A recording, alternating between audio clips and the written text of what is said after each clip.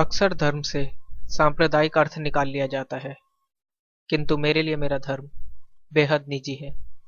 अपने ज़मीर की आवाज़ सुनना और कर्तव्य निभाना ही मेरे लिए मेरा धर्म है, जिसके जरिए अपने भगवान से जुड़ा जा सकता है। मंदिर हो या मस्जिद, मैं तो सत्य की खोज में निकला हूँ। जो बात अच्छी लगी उसके आगे माथा टेक दिया। और वैसे भी हर धर्म मानव और मानवता के लिए ही बना है। गॉड, जनरेटर, ऑपरेटर, डिस्ट्रॉयर, कहते हैं इनसे ऊपर भी एक शक्ति है।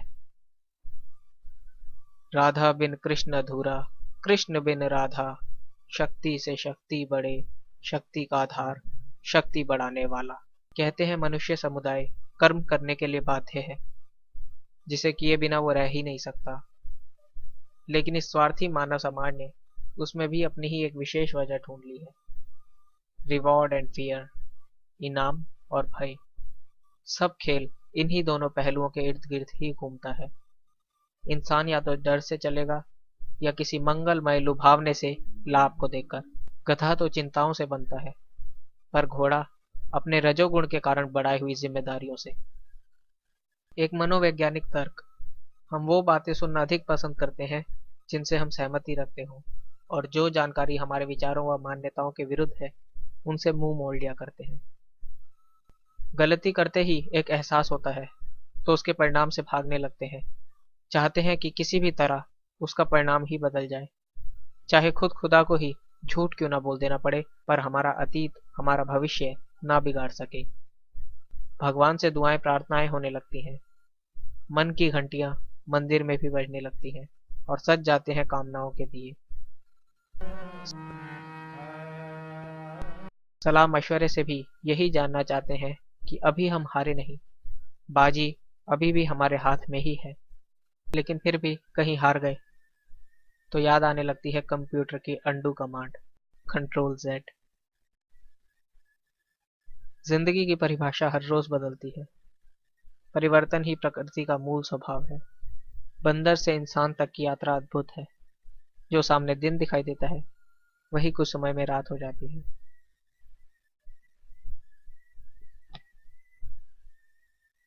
फिर रात के साये में ये जिंदगी भी एक बुरा सपना ही लगने लगती है। जब आंख खुलेगी तो सब कुछ अच्छा अच्छा ही देखने को मिलेगा, या कम से तो कम जब हमेशा के लिए आंख बंद हो तब तक सब कुछ अच्छा ही हो जाए। उस आखिरी नींद के लिए ही सारी नींदें खो देनी पड़ती है। फिर नई सुबह के साथ संसार पुकारने लगता है। दिन की शुरुआत अच्छे कर्मों से हो तो और बेहतर।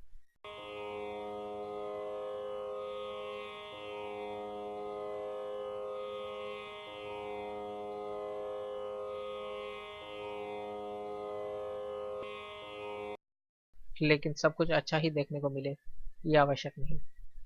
इस नश्वर संसार में कुछ भी शाश्वत नहीं। योनि से लेकर शरीर तो बदले जा चुके, पर मुक्ति न जाने कब मिलेगी। समय को तो रेत की तरह फिसलना ही था और मिट्टी के मानव को मिट्टी में मिलना ही था। पर अब अफसोस क्यों, इस रेत को तो फिसलना ही था, मिट्टी ने अपना कर्ज मांगना ही था। अपनी गुमशुदगी का अब पछतावा क्यों, जब वक्त था तब तू कहाँ था। निस्वार्थ होना बहुत जरूरी है। जो पंछी निहित स्वार्थ के जाल से आजाद हो जाता है, खुला आसमां हमेशा उसका स्वागत करता है। किंतु हंसी की बात तो यह है कि कुछ घूम फिर कर उसी पिंजरे में लौट आते हैं जहां से उन्होंने अपनी उड़ान भरी थी, और याद आने लगता है कि संसार गोल है।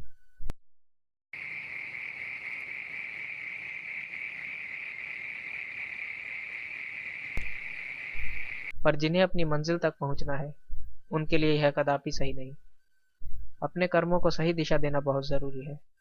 जो एक ही वक्त पर सभी दिशाओं का अनुसरण करेगा उसके लिए ये दुनिया हमेशा गोल ही रहेगी। स्तर शून्य जैसा कोई स्तर नहीं। शुरुआत हमेशा एक से ही होती है। ऐसा नहीं कि इस शून्य का कोई महत्व ना हो, बल्कि ये शून्य तो ऐसा है जो किसी भी एक की जिंदगी बना दे। इन संख्याओं का भी विशेष ही महत्व है। जन्म तारीख से लेकर मृत्यु तक ये संख्याएं कदम कदम पर अपने संयोग से कलाकारी करती ही रहती हैं। ग्रह सितारे भी पीछे नहीं। महज चांद की नजदीकी ही सागर तक को उत्साहित होने पर मजबूर कर देती है। तो मानव तो इस पूरे खेल में बहुत ही बोना है।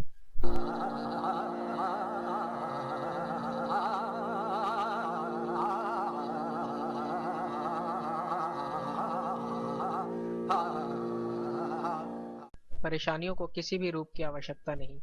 न जाने किसके हुक्म से वो हमें ढूंढ रूप बदल घेर ही लेती हैं।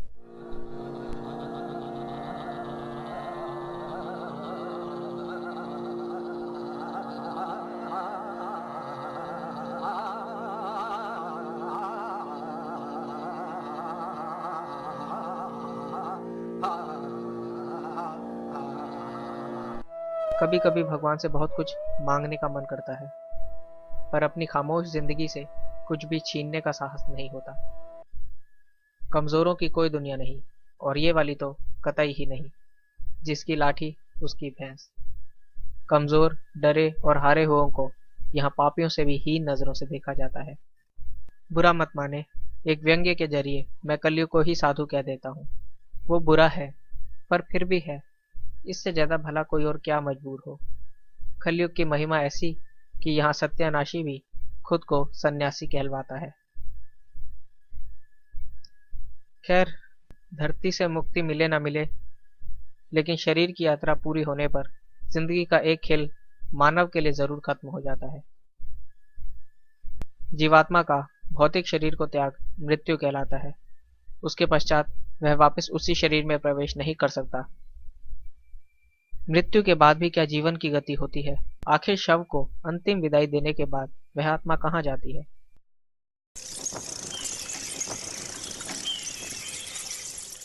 Hush, little baby, don't say a word. Mama's gonna buy you a mockingbird. And if that mockingbird won't sing, Mama's gonna buy you a diamond ring.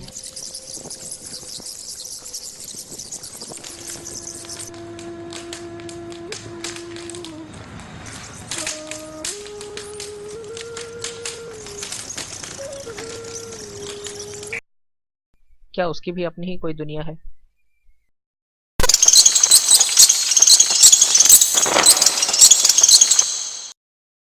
ऐसे कई नियर डेथ एक्सपीरियंस वाले लोग जो मर कर वापस हमारी दुनिया में आए हैं, उन सभी का अनुभव बेहद निजी और भावनात्मक रहा। उनके अनुसार ये किसी स्वप्न लोक और हकीकत के संयोग जैसा है। कुछ जंगलों के भटकाव से लेकर सूखे रेगिस्तान की खाक तक केवल भय और पीड़ा को ही झेलते रहे। हर पल किसी के डसते व काटते रहने का भयानक एहसास तथा हर किसी के कोसते रहने के कारण सभी अंगों का शिथिल हो जाना।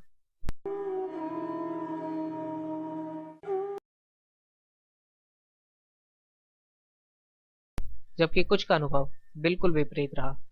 एक नया लोक, सुंदर, कुछ मुलायम मुलायम सा, ताजगी और पॉजिटिव एनर्जी से भरपूर, हर सुख सुविधा के साथ रोशनी से भरा हुआ। कभी बिछड़े हुए अपनों से मिलन, तो कभी सुंदर झील की सैर। दुख का नामो निशान तक नहीं। उनका अनुभव इतना सुखद रहा कि वे वापस इस लोक में आना ही नहीं चाहते थे।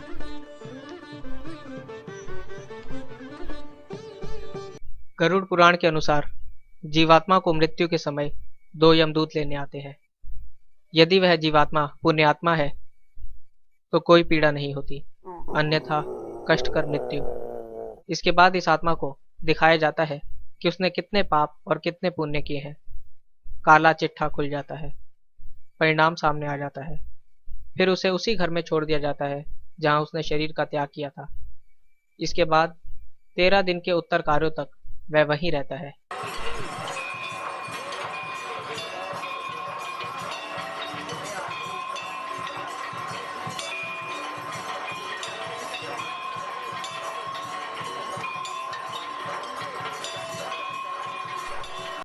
और फिर वापस यमलोक। इसके बाद उस आत्मा के सामने 3 प्रकार के मार्ग होते हैं।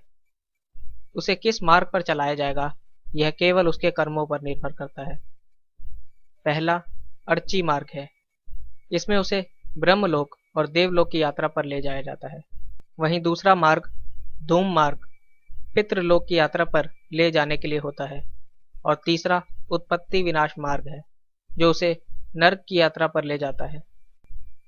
यदि उस आत्मा का कोई कार्य अधूरा रह गया है तो उसे फिर से यहाँ लौटना पड़ता है, फिर चाहे वह कोई कर्ज हो या कोई अधूरी इच्छा। धरती का गुरुत्वाकर्षण शरीर को खींचता है, मगर मोह जीवात्मा को। जिंदगी की राहें न जाने कब खत्म होंगी। फिर ध्यान में आया कि मुसाफिर का सफर मुसाफिर के साथ ही खत्म होता है। राहें तो किन्हीं दूसरी राहों के साथ मिल जाती हैं।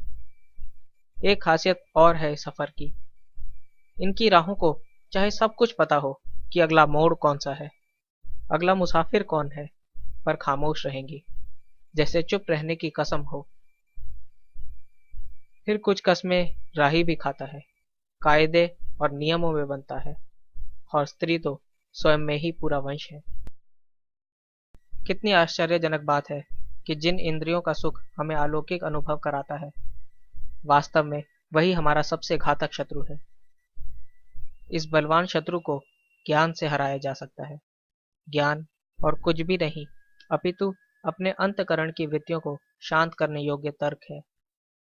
वह तथ्य है जिससे यह जाना जा सके कि उसके अंतकरण का स्वभाव चाहता क्या है, उसका लक्ष्य क्या है।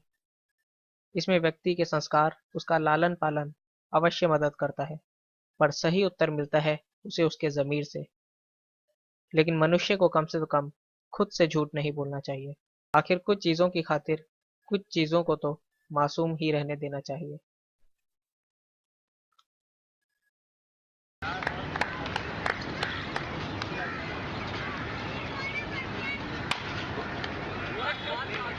जिंदगी के मेले कभी खत्म ना होंगे, पर अफसोस हम ना होंगे। जानता हूँ कि अभी भी बहुत से पहलू छूट चुके हैं, इसलिए एक बार फिर से शुरुआत करते हैं। पर इस बार ना शब्द मेरे होंगे और ना ही आगे। भूख और प्यास जिंदगी खा गई, लंबी यात्रा भी वीरान ही रह गई। बना बनाया खेल बिगड़ गया, भाग्य की चाल एक ही चाल में हरा गई। खुद भगवान भी गंगा को अपनी जटाओं में समेट सकते हैं, पर बिछड़न के आंसू संभालना उनके भी आंखों की बस की बात नहीं। पर फिर ये भेदभाव क्यों? सागर के अमृत से लेकर वृंदावन के रास तक वो हमसे जो चाहता है उसे वो आसानी से हासिल कर लेता है। आखिर क्या सच है वृंदावन के निधिवन का? वृंदावन जो है क्या राधा रानी ने बसाया और इसको राधा रानी का हृदय मानते हैं। वृंदावन में सारे देवता आने को ललायत होते हैं। यहाँ महाराज भी करा था, यहाँ शंकर भगवान गोपी भी बने थे। ये तो एक अद्भुत भूमि है, इसकी तो कल्पना ही करना बस की बात नहीं। एक तरफ बच्चों के आंसू, दुख और तड़पन, और दूसरी तरफ भगवान स्वयं में ही मग्न।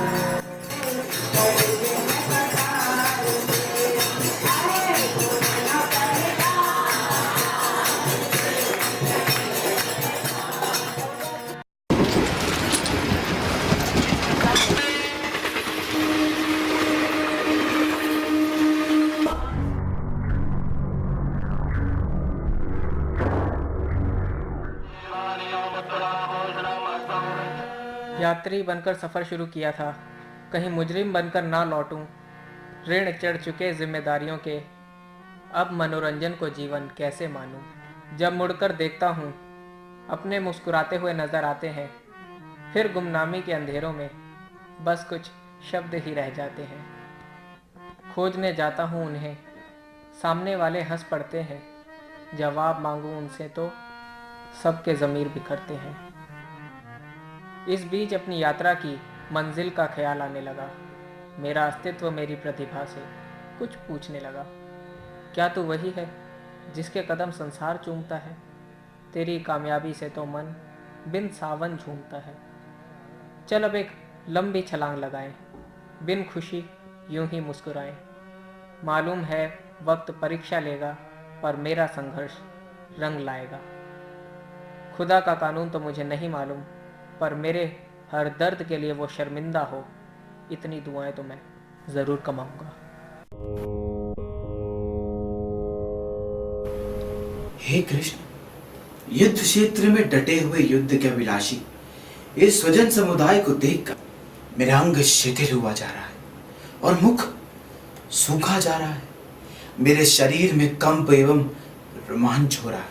हे केशव, मेरे हाथ से एक गांडीव गिरता जा रहा है और त्वचा भी बहुत जल रही है तथा मेरा मन भ्रमित सा हो रहा है, इसलिए मैं खड़ा रहने को भी समर्थ नहीं हूं। न युद्ध से गोविंदम, न युद्ध से गोविंदम।